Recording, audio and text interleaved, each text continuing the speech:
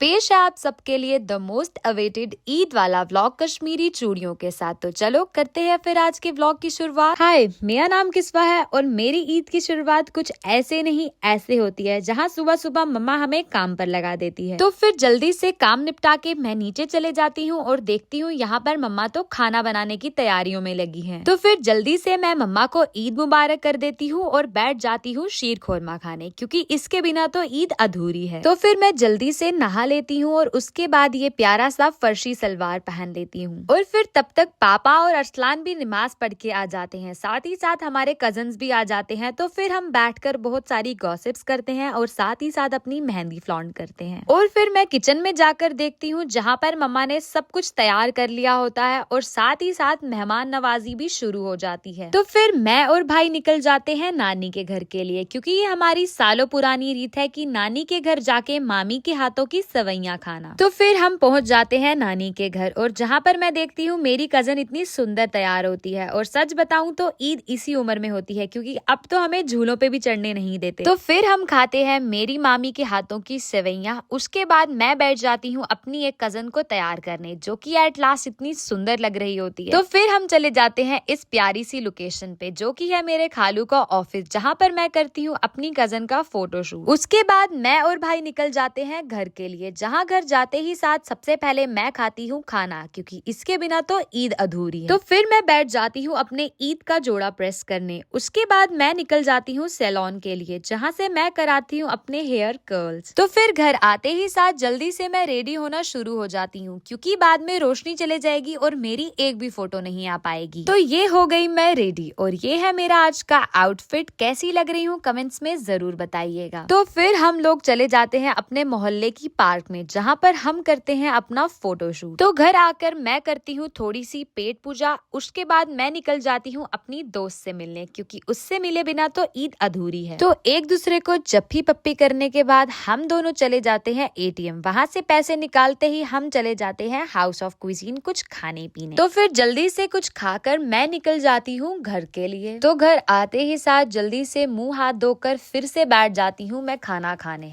आप लोग भी सोचते होंगे मैं कितना खाती हूँ और फिर उसके बाद मैं कब सो जाती हूँ मुझे कुछ नहीं पता होता है। तो बस फिर आज के लिए इतना ही। उम्मीद करती हूँ आपको पसंद आएगा। अगर नहीं आया तो कमेंट्स में जरूर बताइएगा। साथ ही साथ आप सबको मेरी तरफ से ईद मुबारक। मिलते हैं नेक्स्ट व्लॉग में, तब तक के लिए बाय बाय मेरे प्यारे दोस्तों।